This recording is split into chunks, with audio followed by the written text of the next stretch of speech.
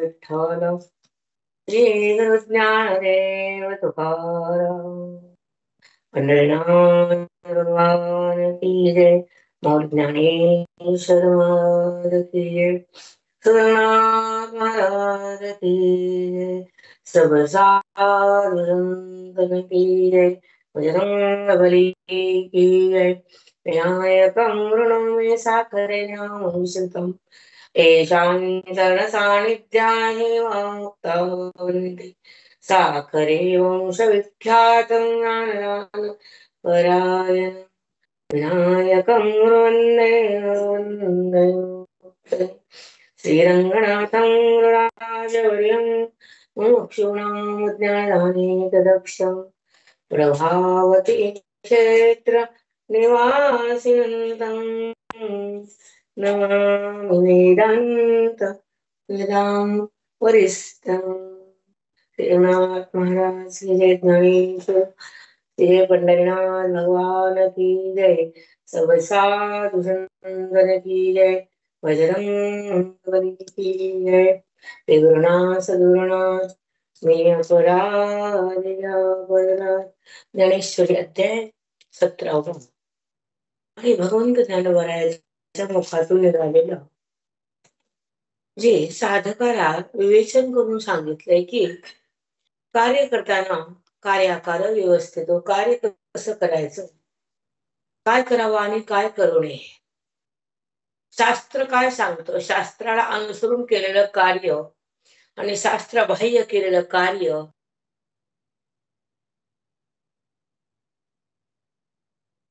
16वा अध्याय माऊलीने संपवला आणि 17व्या अध्यायाचा आरंभ झाला. त्या 17व्या अध्यायामध्ये जेव्हा बुद्धी प्रवेश करते अध्ययनामध्ये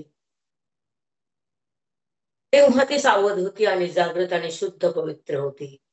अशा पवित्र बुद्धीलाच खरं दर्शन घडतं, त्याला आत्मदर्शन म्हणतात. जे दर्शन मंगलमय असतं, जे दर्शन आनंदकारक असतं, जे दर्शन जगताला सोडून फक्त परमेश्वराचं असतं, ते अभेदात्मक असतं, ते दर्शन खरं.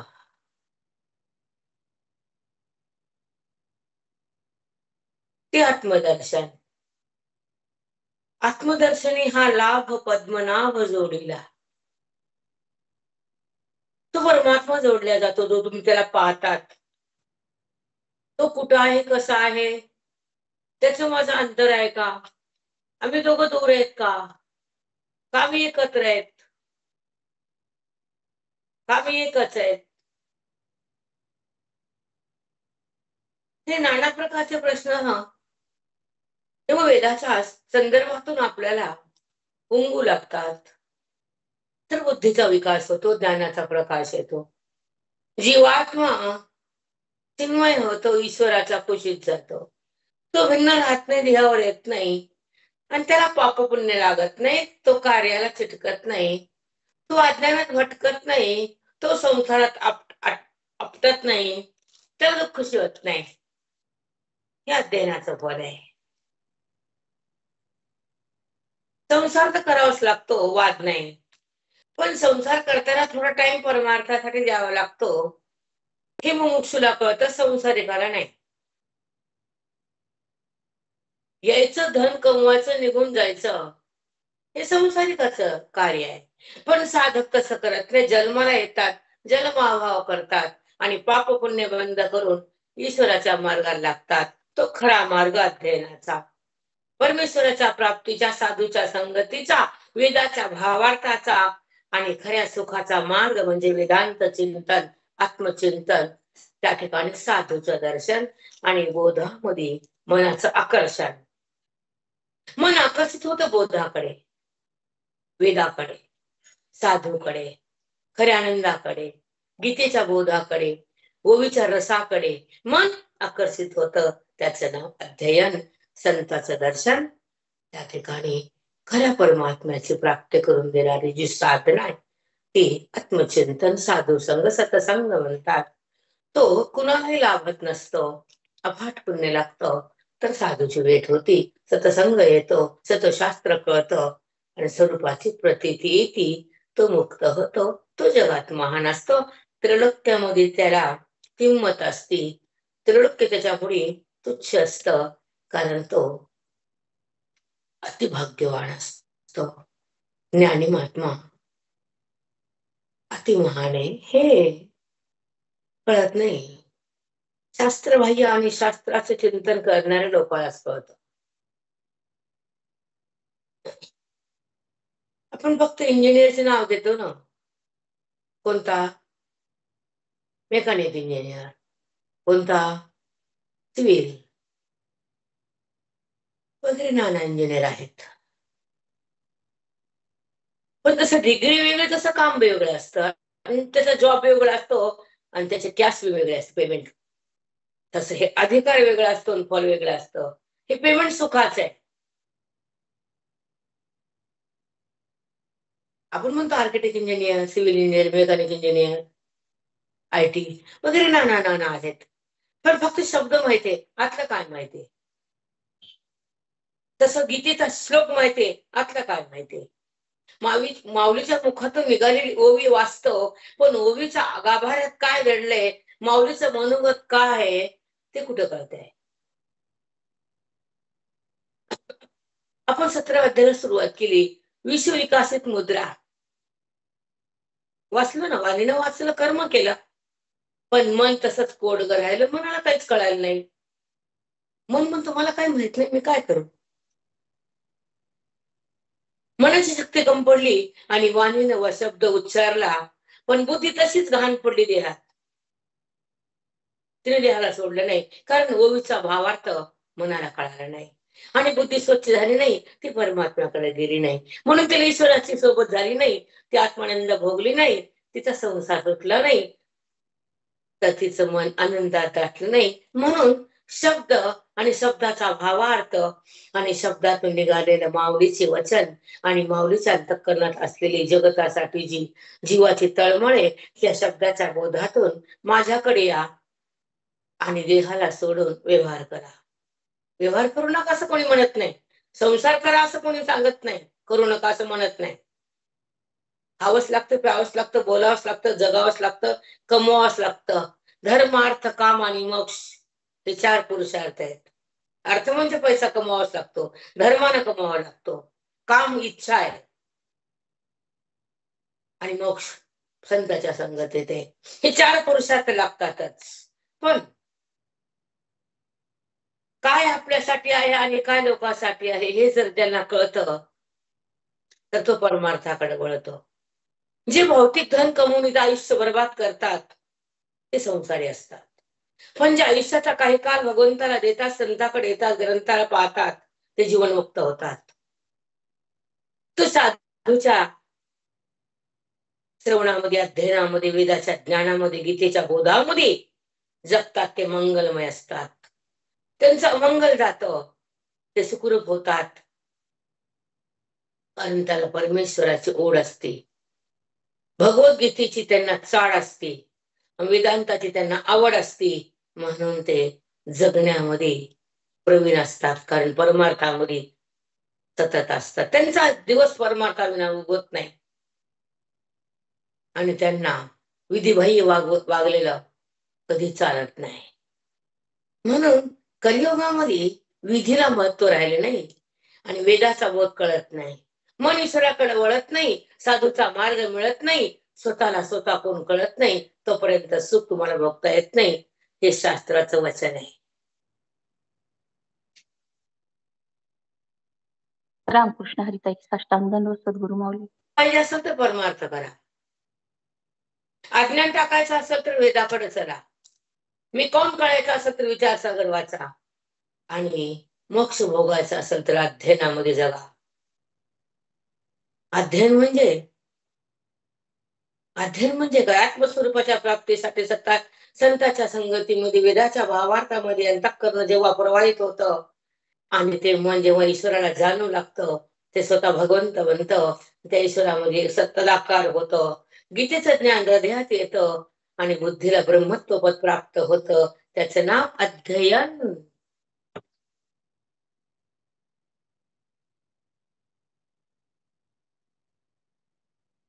झोपले कसं? ती ओढ पाहिजे, गीतेची चाड पाहिजे, ओवीची आवड पाहिजे.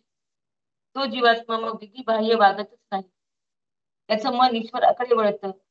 साधूच्या मार्गाने तो जातो तेव्हा त्याला मी कोण कळतं आणि स्वतःचं सुख स्वतःलाच मिळतं. म्हणून परमार्थात या, अज्ञान काढायला वेदाकडे जा आणि मी कोण कळायला विचार सादर मध्ये या. अध्ययनामध्ये मोक्ष भोगायला या. वेदाच्या भावार्थामध्ये मन जेव्हा प्रवाहित होतं तेव्हा ते मन ईश्वराला जाणून ईश्वरात सदाकार होतं. गीतेचं ज्ञान मनात येतं तेव्हा बुद्धीला ब्रह्मत्व पद येतं. त्याला म्हणतात अध्ययन. मस्त. प्रेरणा तू शांत वाचत जा ना, एवढं फास्ट आमची बुद्धी नाही एवढी तुझ्यासारखी. नाही हो माऊली, शांत वाचते. कळत नाही माऊली वाचताना, आपण खूप फास्ट पळायलो असं वाचताना आपल्याला कळत. बरं झालं चूक कळाली ते. हो माऊली, चूक मान्यच असते मला, माझी चूक मला मान्य आहे. चूक कळाल्यावर दुःख होत नाही. नाही दुःख नाहीच माऊली. तर परमार्थासाठी वेचले तर तो जगामध्ये श्रेष्ठ होतो आणि आपलं आयुष्य लोकांसाठी जो जगतो तो निरर्थक, हातात काहीच येत नाही. कुणीच नसतं आपलं. फक्त लोभासाठी आपल्या जवळ येतात, धनासाठी वा वा वा वा करतात, तुमच्या कष्टासाठी तुम्हाला प्रेम करतात. हे संसारी किडे असतात. माझी भाषा बरकडे पटत नसेल तर बाजूला जा. बरोबर आहे मग. ऐकायचं माझ्या पटत नाही. आणि आपण तेही भगवंताच्या मुखातून गीतेचा श्लोक सहज बाहेर आला. अर्जुनाच्या समोर भगवंत उभे होते. महाभारत चालू होतं. 18 दिवसाचा काल भगवंतानं कालाला थांबवलं होतं आणि गीतेला उत्पन्न केलं होतं. गीतेला प्रगट व्हायला भगवंताच्या मुखातून आली आणि ती गीता जगाच्या जीवाच्या कल्याणासाठी कारणीभूत ठरली. तिचं नाव मोक्ष देण्यासाठी ती परिपूर्ण आहे. कोण? गीता. गीतेच्या माध्यमातून जेव्हा हा बोध बुद्धीच्या मध्ये जातो आणि बुद्धी त्या बोधाला घेऊन आज जाती, तेव्हा ती परमेश्वरासोबत राहती, देहासोबत नसते. हे अध्ययनाचं फल आहे. गीता म्हणताना काय होतं आणि गीतेच्या नावामध्ये काय पुण्य तयार होतं हे तुम्हाला प्रमाण देऊन सांगते. श्रवणाच्या महात्वारी गीता जेते श्रवण करी, सृष्टीच्या आदिवरी जळेची पाप. एकदा गीता म्हणल्या आणि गीतेचे श्रवण केल्यावर सृष्टीमध्ये झालेलं पाप जळून जात. जळेची पाप. म्हणून गीता वाचावी, गीता म्हणावं. मुखातून गीतेचं नाव उच्चार केल्यावर ते हृदय पावन होतं. हे भगवंताचं वचन आहे. आणि गीतेचा 17व्या अध्यायाचा पहिला श्लोक आहे. ते भगवंत काय बोलतात ते ऐका. भगवंतने अर्जुन आहे. अर्जुन उवाच ये शास्त्र विधिमुत्सृज्य यजन्ते श्रद्धयान्वितः. ये शास्त्र विधिमुत्सृज्य, हे शास्त्रानं सांगितलेलं काय करावं आणि काय करू नये हे ज्यांना कळतं त्यांना काय मिळतं पुढे सांगतात. यजन्ते श्रद्धयान्वितः, श्रद्धेच्या माध्यमातून शास्त्राने सांगितलेलं जे कर्म करतात त्याला मी आपल्याकडे घेतो. तेषां निष्ठ तुका कृष्ण, तेषां निष्ठ तुका कृष्ण, सत्वमाहो रजस्तमः. अर्जुनाने प्रश्न केलाय, देवा तुम्ही म्हणलात की शास्त्राच्या मनोगतानुसार ह्या जीवानं केलेलं कार्य हे विधीनुसार होतं, त्याला फल असतं, आणि मनानं शास्त्रबाह्य वागलं ते पाप असतं. ठीक आहे, ते कळालं. आता एक प्रश्न आहे आमचा. काय प्रश्न आहे? शास्त्राला माहित नाही आणि जे केवळ श्रद्धेनं कर्म करतात, मग ते सात्विक का राजस का तामक कोण येते? मग त्याचा प्रश्न केला. तेषां निष्ठा तुका कृष्ण, निष्ठा म्हणजे श्रद्धेने तुझं कर्म करतात, त्यांना विधीच माहित नाही. मग ते कसे असतात? सत्वमाहो रजस्तथा. मग ते कोण आहेत? सत्वगुणी, रजगुणी, तमोगुणी, कोणत्या गुणात असतात ते? त्याचं उत्तर मला द्या. हा प्रश्न अर्जुनाचा आहे, उत्तर भगवंताचा आहे. बोधवेदाचा आहे, कळणार द्यायचं आहे. ज्ञान मोक्षाचं आहे, साधना आत्मतृप्तीची आहे, आणि ही संगती साधूची आहे. हे अमृत, हे बोधामृत आहे, ज्ञानाचं अमृत आहे. त्याला ज्ञानामृत म्हणतात. हे अज्ञानाला मारणारं, जीवाला तारणारं, स्वरूपाला प्रगट करणारं आणि ईश्वराचं ऐक्य करणारं ज्ञानाचं अमृत, गीतामृत. आणि संसार सुखाचा होतो, आपला काल पुण्यमय होतो, पाप भस्म होतो या श्रवणानं, अधिकार उच्च होतो आणि बुद्धी बुद्धी भगवंताकडे जाती. संसार करताना पण ती भगवंताचीच असती, संसारात ती कधीच नसती. हे ज्ञानाचं फळ आहे आमच्या वेदाचं. संसार करताना सुद्धा ती देहात नसती, व्यवहारात नसती, कर्माला शिवत नसती, कारण ती भगवंतात विलीन नसती. तो ज्ञानी महात्मा असतो. तो देही ना माझ्या ठाई.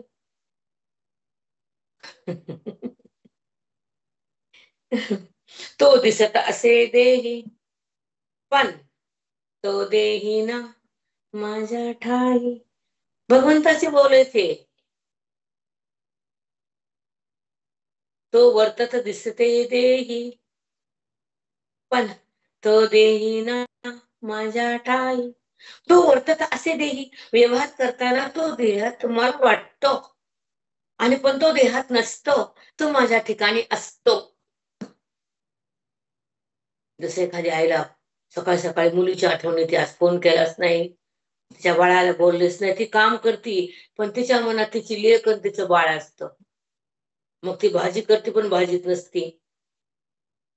हा, तिचं मन भाजीत नाही. आता काम करते, टाकते तिखट मीठ चटणी आली ते आपलं, पण मनामध्ये भाजी नसती, तिचं पोरगी असती, लेक. कारण खरं प्रेम निस्सीम तिच्यापाशीच असतं. म्हणून ती आईला खरे प्रिय आहे. कळावा आणि परमार्थ पण जुळावा, मोक्ष पण मिळावा, कुणापाशी काय आहे हे पण कळावं, म्हणून बुद्धी जागी होते. तिला काही द्यावं लागत नाही, ती नको म्हणते. आई मला नको आहे, तुला राहू दे. नको म्हणणारी फक्त मुलगी. तू काही मला खूप काय दिलंस, आता बस.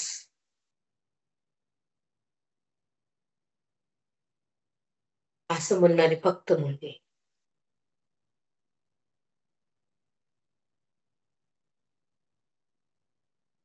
समजून घ्यायच्या गोष्टी असतात काय. हो. दुसऱ्याच्या त्यांना शास्त्राची ओळख नाही, श्रद्धेने कर्म करतात.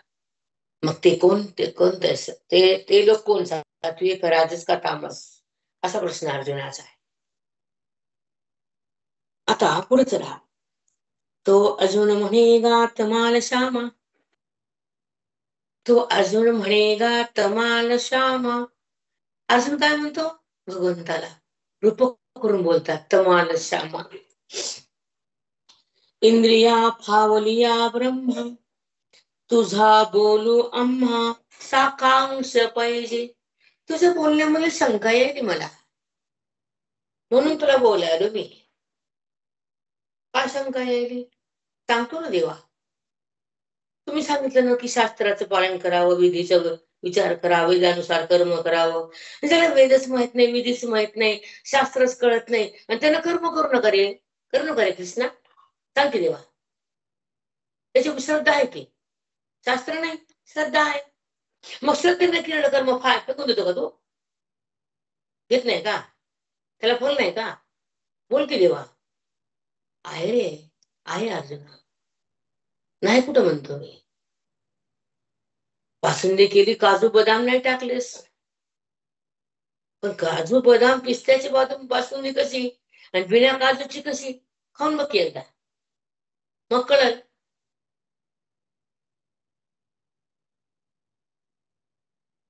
कळालं का काजू बदाम?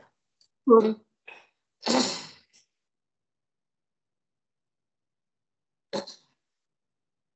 श्रीकृष्ण हे परब्रह्म आहेत. हे आता 17व्या अध्यायामध्ये कळालं अर्जुनाला. आणि त्या परब्रह्माशी संवाद झाला अर्जुनाचा. आणि त्याला एक संशय आला.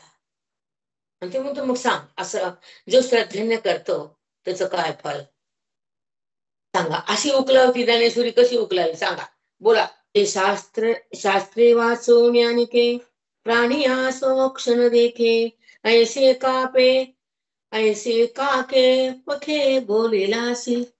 हे देवा, असं का बोला रे? त्याला शास्त्र म्हणते, त्याला मोक्ष देत नाही, पण त्याची श्रद्धा कुठे गेली? असं का बोललं सांग?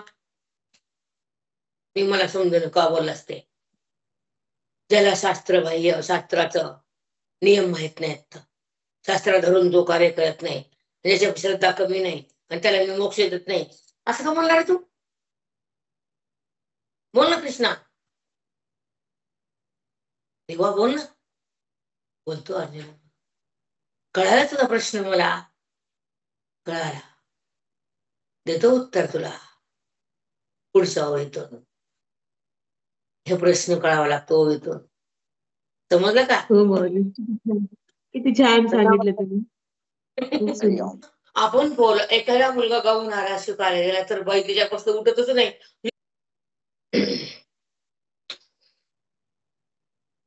जे शास्त्र वाचून यानिके प्राणी आसमक्ष न देखे ऐसे काके पखे बोलिलासी.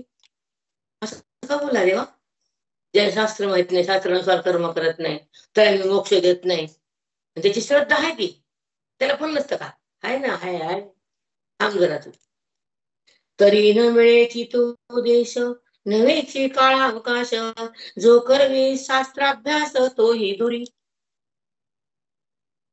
अर्जुना, देश कोणत्या देशात आहे, कोणता काळ आहे, ती भूमी कशी पावन आहे की नाही, हे सगळं अनुकूल पाहिजे. देश, काळ, अवस्था, समर्थंत, आता शास्त्र, हे सगळं कोणतं पाहिजे कळावं लागतं. हो का? तरी न मिळेची तो देश नव्हेची काळा अवकाश. सांगितलेला ती जागा पवित्र नसन, तो काळ चांगला नसन, अपवित्र काळ. बाई कोणच्या काळामध्ये बसू शकते का देवापाशी? आपण स्नान नाही केलं, देवापाशी जाऊ शकतो का? नाही, जात नाही. काही काही नियम आहेत. पवित्र जागेमध्ये, पवित्र काळामध्ये, पवित्र मनानं एकांत जाऊन ते ग्रहण शास्त्राचं चिंतन करणं, कोणतं कर्म करणं, अध्ययन करणं, त्याला देश, पवित्र काळ, सगळं सांगितलेली अवस्था जर असेल तर ते कर्म पूर्ण होतं. ऐक, नव्हेची काळ अवकाश, शुद्ध काळ भेटला नाही, अशुद्ध काळामध्ये जर कार्य केलं, अशुद्ध म्हणजे मंदिरात घेतलं मंदिरात गेलं, अशुद्ध नाही का ते? असं आहे का? हा, तसंच आहे. जो करवी शास्त्र अभ्यास तोही दुरी. शास्त्र अभ्यास असं जर करत असल त्याला पण मी दूर करतो, त्याला मोक्ष देत नाही. म्हणून देश काळ, शुद्ध बुद्धी, पवित्र काळ, पवित्र देश, समोर महात्मे असेल तर त्याला मी माझ्या जवळ घेतो. काही शुद्धतेला, पवित्राला काही आहे की नाही किंमत? म्हणून शुद्ध देश, पवित्र काळ, ती जागा, ते अनुष्ठान, ते अध्ययन, ते संत, ते ग्रंथ आणि मन शांत जर असेल, विधीनुसार कार्य असेल, तर माझी प्राप्ती होती, नाहीतर नाही. साध एखाद्या घरामध्ये जर राहू आला, मंगळ आला, तर त्या मंगळाचा जप करायला त्या दिवशी अग्नी आहे का नाही बघावं लागतं. आणि त्यानुसार सगळं कार्य करावं लागतं. तेव्हा ते ग्रह त्या माणसाच्या व्यवहाराला सोडून त्याला सुख लागू देतात. आणि हे अज्ञानाचा ग्रह लागला त्याला देश काळ काय लागत नाही का? बोला हो की. माऊली लागते माऊली हो लागते. माऊली. पडतो, अपवित्र भस्म होता. कारण त्याची पावर असते तशी, वळण वळण मारते. आणि संत कोण असतात? लुबाडणारे वय, आणि ते होय त्याचे पाय वय डोक्यावर घेतला नाचा. ज्यामध्ये शास्त्रावेद रुजलेला, ज्याच्यामध्ये भगवंत एकरूप झालेला, ज्याच्यामध्ये वेदाचं अध्ययन झालेले, ज्याचं आयुष्य परमार्थात गेलेले, ज्याचं निष्काम कर्म झालेले, ज्यानं साधूच्या आशीर्वादात जगलेले, शास्त्र अध्ययन केलेले, ज्याचे श्वास भगवंतासाठी खर्च झालेले, हे साधू. गोंधळा साधू म्हणायचं. म्हणे बसा रिकामे धंदे तुम्ही करा, आम्ही नाही करीत.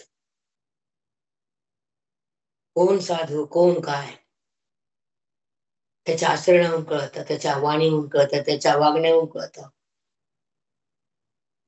त्याची वाणी काय बोलते? वेद का संसार? वाणीतून वेद असेल तर साधू आहे, आणि वाणी तर पैसा असेल तर भोंदू आहे. गोंधू गोंधू. त्याचे पाय का? त्याचे पाय नाही काही नाही, त्याचं वाढ नाही काय रिकामा ताप. त्याचे पाप आपल्या घरात येतात. तसं लाणी जाऊ नका.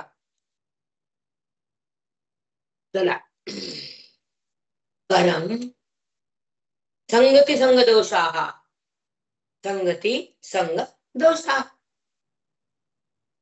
त्याच जर आपण संगती केली, संबंध केला, तर त्याचे दोष आपल्या खात्यात येतातच. आता ऐका. आणि अभ्यासी विरजिया होती जिया सामग्रिया, आणि अभ्यासी विरजिया होती जिया सामग्रिया, त्याही नाही अपयतियात ये वेळी. बघा, अभ्यास विरजिया, अभ्यास करताना तो काल अपवित्र असेल. होती जिया सामग्रिया, जी सामग्री जवळ नसेल, त्याही नाही अपेतिया तेवी वेळी, त्यावेळी ती जे जे काय पाहिजे ते तिला भेटलं नाही तर काय होतं? तर कालच्या वेळी सांगतात, भगवंत बोलतात, अर्जुन ऐकतो. उजून हेची प्राचीन निधीची प्रज्ञा संवाहन, जर पैसे ठेले अपादन शास्त्राचे जया. उजून हेची प्राचीन, ऐका, निधीची प्रज्ञा संवाहन. बघा, तो काल तो देश कर्म करणारा अनुकूल जर नसेल, प्राचीन म्हणजे काय? ऐका, उजू नोहेची प्राचीन निधीची प्रज्ञा संवहन, बुद्धी शास्त्र ग्रहण करण्यासाठी जर समर्थ नसेल, तर ते अध्ययन केलं तिला कळत नाही, आणि तो बोध तिला झेपत नाही, तिच्यामध्ये तिला तो झेलता येत नाही, आणि तो तिला साठवता येत नाही. तिचं आज सांगितल्यावर मंद बुद्धीच्या लोकाला मी सांगितलेलं शास्त्राचं ग्रहण जर करता येत नसेल, अध्ययन त्याला येऊन माझी प्राप्ती होत नसेल, कारण मी सांगितलेल्या बोधाचा बुद्धीला ग्रहण करण्याची ताकद नसेल, मंद बुद्धीच्या लोकाला शास्त्राचं ग्रहण करता येत नाही, अध्ययन समजत नाही, म्हणून ते अनुवाद करीत नाही. त्याचं उत्तर आज आलं. डबल जाती मागून सांगते तुम्हाला, कळेल बाकीच्या लोकांना. ऐका. हरिओम हरिओम. हा, तेच दिला उत्तर दिले आज. ते तोंड बंद करून बसतात, त्याचं उत्तर आज आहे. उजू नोहेची प्राचीन, आज ना देशकाळ पूर्वजन्मीचं संचित पुण्य खूप कमी असतं, बुद्धिमांद्य असतं, आणि त्यानुसार पुण्य पण तेवढं नसतं. म्हणून त्याला मी सांगितलेलं गीतेचं अध्ययन, वेदाचं चिंतन, त्या बुद्धीला ग्रहण करण्याची ताकद नसते, बुद्धी कमी पडते. म्हणून तो माझ्या बोधात राहत नाहीत, वेदाला ग्रहण करत नाहीत, आणि माझी जाणीव त्याला होत नाही, कारण त्यांना बोधाला पकडायला जमत नाही. मग त्याला मी मोक्ष कसा देऊ रे? सांगे. जे मी सांगतो त्यांना ते झेपत नाही. बुद्धिमान दे, तीव्र करा, पुण्य करा, अधिकार प्राप्त करा, अध्ययन करा, अभ्यास करा, आयुष्याचा तप करा. मग मी त्याच्याकडे जातो, त्याला कळतं, बुद्धीची तीव्रता वाढते. आणि जेव्हा बुद्धी तीव्र होते ते वेदाला ग्रहण करते, अज्ञानाचं मरण होतो, जीव तरून जातो. तो माझ्यासोबत येतो, ऐक्याचा अनुभव घेतो, सुखात राहतो, ओवीचा अभ्यास करतो, चिंतनात मग्न होतो, बुद्धी मला देतो, देहभाव संपवतो, त्याला मी जवळ घेतो.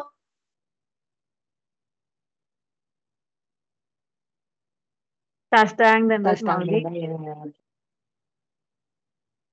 काय दिले उत्तर, काय केला प्रश्न, हे तरी कळतं का? एकदा खाली, एकदा मोठी कवरी, संपली ज्ञानेश्वरी, चालली घरी सोप्यावर झोपायला. रिमोट घ्यायला, दुसरं काय दिली बाय आता तरी रिमोट, आणि खाली झोपा, आणि झोपा, झोपा आणि वरी झोपा. बरोबर आहे माऊली. काय कर्म करतो, जे काय संसार करतो, व्यवहार करतो, आपली जिम्मेदारी आपण खांद्यावर घेतो.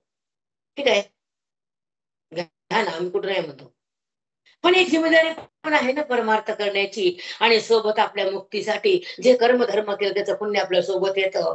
ते पुण्य प्राप्त करण्यासाठी आपलं आयुष्याचा काल आपण दिलाच नाही, आपण शास्त्र अध्ययन केले नाही, गीतेचा श्लोक हृदयात ठसला नाही, मन साधूकडे गेले नाही, वेद मला कळाला नाही, आणि माझं भाग्य मी काय आहे हे समजून घेतलंच नाही. कारण मी जगलो तो लोकांसाठीच. एक उदाहरण सांगते. मी एकदा गेले भावापाशी, छोट्या माझ्या माहिती झाले का, उजोनो हीच प्राचीन नेदीची प्रज्ञा संवहन, ऐसे ठेले अपादान शास्त्राची जया. नेदीची प्रज्ञा संवहन, ऐसे ठेले अपादान शास्त्राची जया.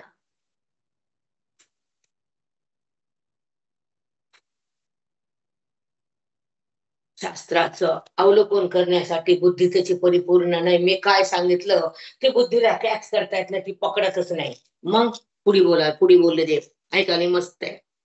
ऐसे ठेले अपादान शास्त्रांचे जया. बघा,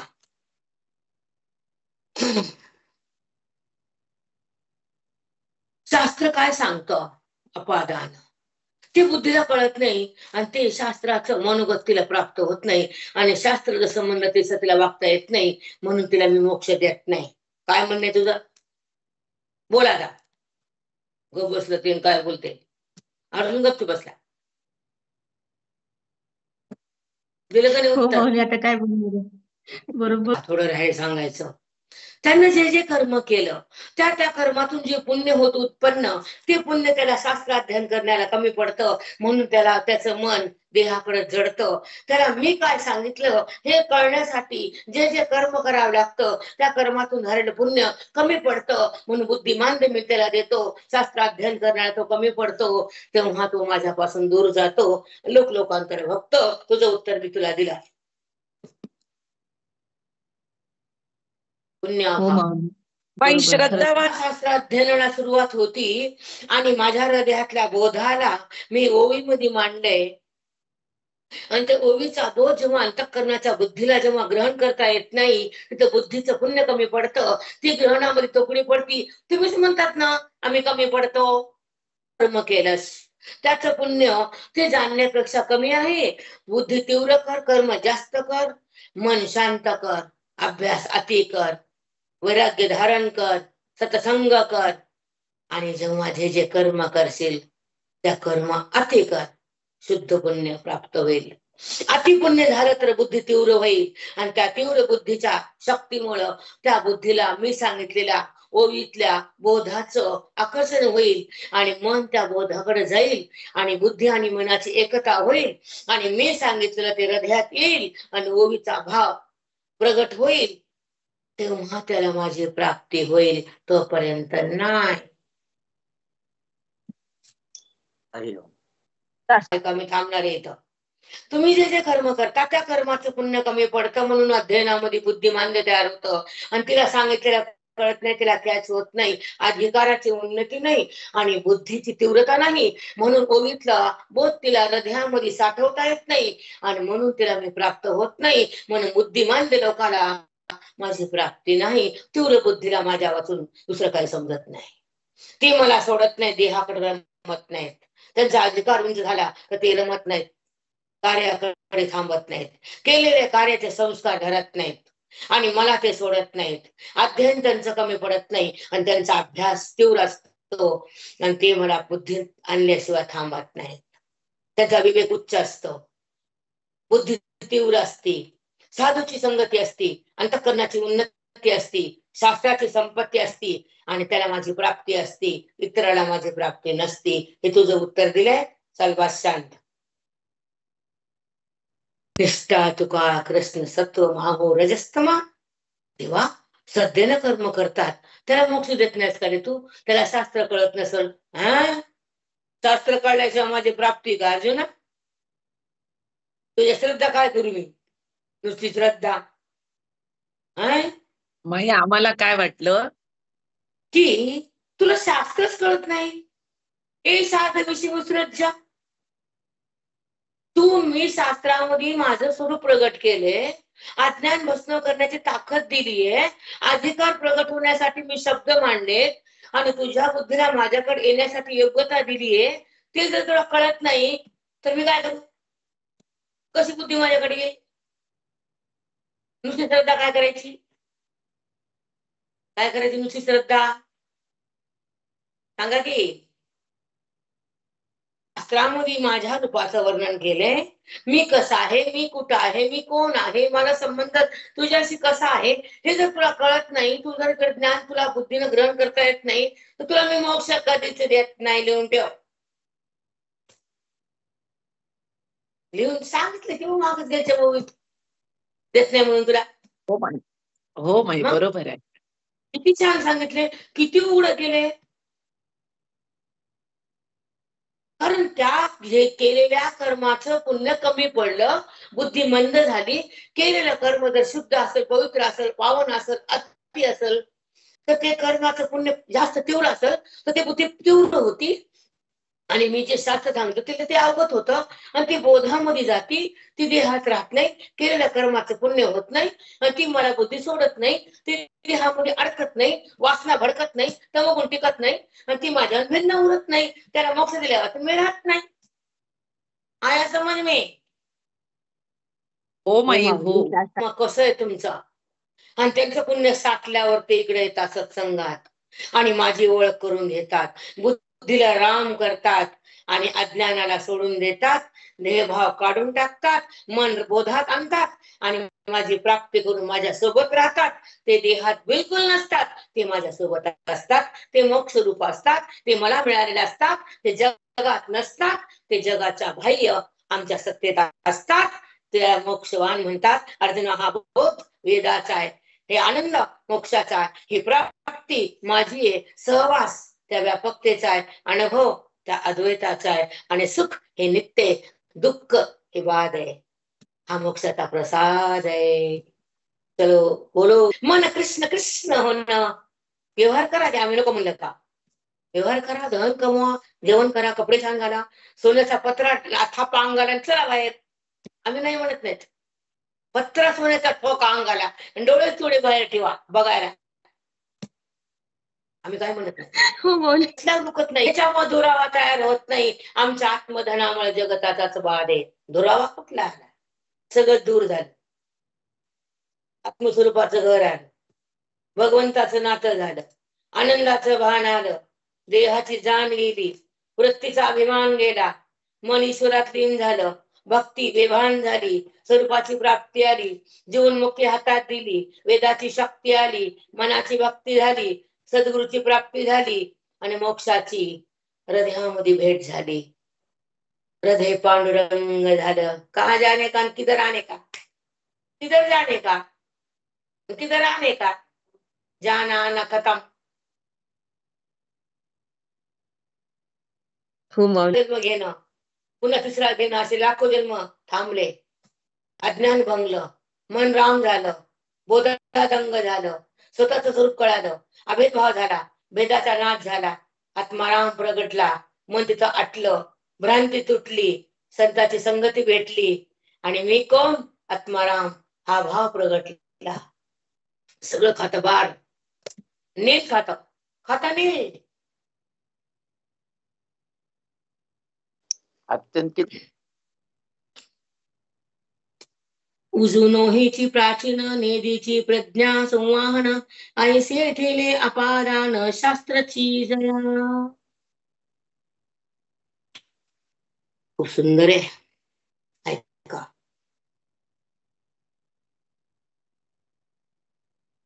शास्त्राचं अध्ययन करण्यासाठी त्या बुद्धीची शक्ती नाही, म्हणून ती बुद्धी दूर गेली माझ्यापासून. ती माझ्याजवळ थांबत नाही.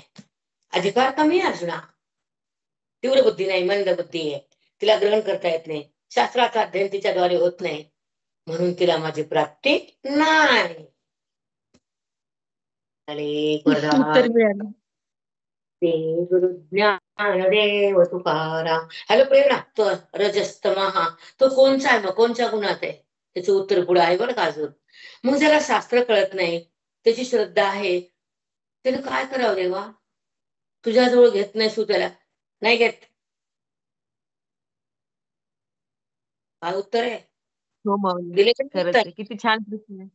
म्हणून छान तुम्हाला उत्तर जे दिलं. म्हणते ना, बोला बोला बोला, तोंड उघडा तोंड उघडा.